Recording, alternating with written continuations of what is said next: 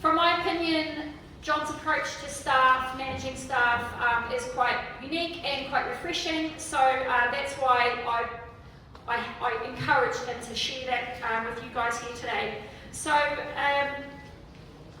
John, how has the number and the needs of staff changed within the business as you've gone on that transitional journey? Well, the need has reduced because we've improved our efficiency. So under the LIC KPI, we were running 46 cows per full-time equivalent. I think we're up at 96 cows now. So we're managing more cows for the time that we're putting in. Yeah. So, yeah. So the full-time equivalent that John's working with is 2,500 hours a year, which is essentially 50 hours a week for 50 weeks of the year. That's the standardisation of that labour. So 46 cows previously, and now running at an efficiency of 96 cows per full-time. 96, I can't remember that. I've written it down here, it's 96. Cool. And so how have you changed your approach to staff management over that transition period as well? Well, when I took complete control of the business over, my intention was to get a herd manager in to help me run the business. We have a house available for somebody to use. It's an obvious choice. I set about trying to achieve that, and for whatever reason failed in achieving my goal. But in the meantime, everybody that was helping me run the business stepped up and took on more responsibility, and nearly by default we ended up with a business staffed by more flexibly by part-time people that go and do other things. But also what I had to do is that I sort of changed my demands and my mindset of how I was going to run the business. So I realised that the business was too complicated, so to try and relay that to somebody else of what you expected out of them was probably too much. So as we simplified the business and we put protocols in place, and people knew what they were was going to be asked of them, it became easier to engage people in the business. So one thing that we will do now, and I think Chris will agree and Nick will agree, that I encourage debate. We will debate things out. So we decide what we're doing. There's a lot of times where I'll say what we want to get done, and they'll say what they want to get done, what they want to get done, and we'll debate what order we do things in, what time period we do it over, but also changing protocols. So we will stop and we will debate something out. So there's an opportunity for the staff to bring ideas to John and say, what do you think about doing it this way, and he'll have a debate with you, and together you'll decide, was it a good idea, bad idea, and then change if necessary. And I value that. I mean, that helps me push my business forward. So I don't see that I'm giving anything, I'm gaining. And that's something about, I'll say I've changed myself about how people don't come to work to do a bad job, and people come to work and want to be engaged, and it's like, well, yeah, you're missing out if you're not doing that. Are you a happier man under this system, John? Were you asking a question about your happiness, John? I am now. If you'd have come. Maybe we should ask this Yeah. A lot better to live with. So he's gone up to a 1. Oh, you are rating, John, aren't you? No, I think it's fair to say we have holidays on a regular basis now, thanks to a great team that we have. We're well in control of costings, and we're very happy, aren't we?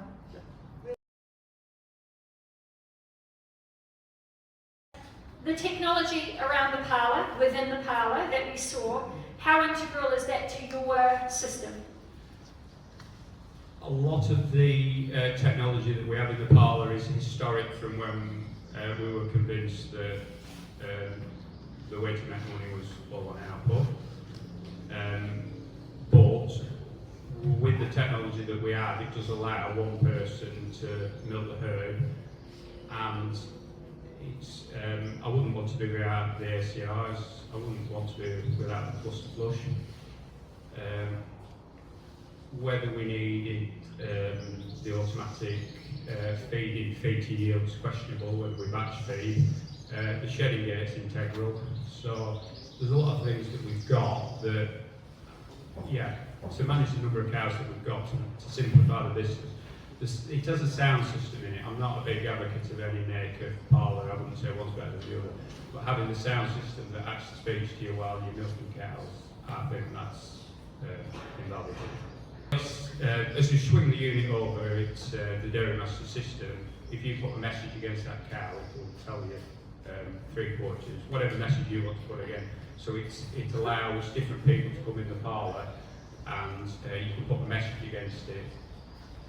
So say if somebody treats an antibiotic cow, there might be somebody in the next who's not actually aware of it. So we'll spray them red, we'll put them in a separate group, and also we'll put a message against them. So we're 3 layers of protection.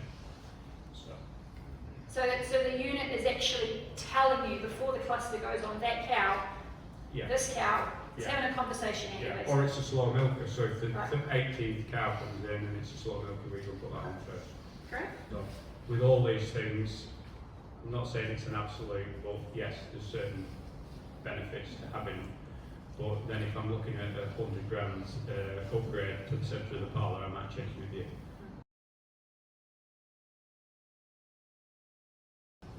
You used to think that the way to make money was output. Yeah. What do you think it comes down to now? Managing what you've got on the farm, which is managing grass properly, and just knowing your costs. What does it cost you to grow a dry matter ton of feed? Then what's it cost you to buy a dry matter ton of silo? What's it cost you to buy a dry matter ton of bruised grains, whatever you choose? And what's it cost you to buy concentrate? And then knowing what your production cost is. How much Oh, do you think it does cost to grow a kilo of dry matter grass? £70. a tonne, not a kilo, a tonne. £70 a tonne, dry matter of grass. Is that your figure? Yeah, I'm hoping to do it for less than that, but that's the story. How do you hope to achieve that? Well, because I'm putting fertilisers not that expensive. Fertiliser costs gone down. Well, if you're £70, is that covering all the overheads as well? So the figure he's quoting is the one that's come from the CFP, and that figure includes any fertiliser, and it's proportional to what would be spread on the platform, any other seeds and sprays, or any. Yeah, but does it include the overheads as well? Well, you should Yes, do, it does. because the way the Yes, cost it is, includes yeah. any contracting. Yep, absolutely. And also it has an imputed rental charge on that land as well. Yep. So everything in that is taken into account. So if you can drive higher output per hectare, higher tonnes of dry matter per hectare, obviously that brings your overall cost per tonne of dry matter down. And you are running at in excess of 13 tonnes dry matter per hectare most years. Yeah, I think on the sheet it's 13 point something Yeah. tonnes eaten. So our target is 10. Yeah, I don't know. Yeah, good question. No idea, but I will go more. So the theory being, if you rotate 10 times around the farm and you're harvesting about 1.5 tonnes of dry matter on each rotation, going in at 3,000, coming out at 1,500. So that's 15 tonnes of grass utilised, on the farm, if you can drive those rotations. Yeah. Obviously, not every farm is capable of producing that quantity, but possibly here on the fabulous farm it is.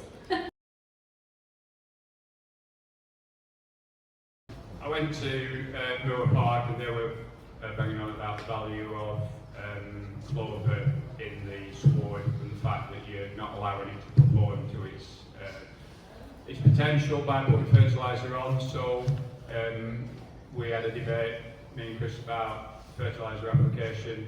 and with 3 paddocks, 15 acres down the bottom there, that's high clover loading. So we put one dressing of fertiliser on at the start of the year, and we're leaving it for the rest of the year without any fertiliser on it to allow it to meet its full potential. Last year there was no discernible difference in the actual the grass that we got off it.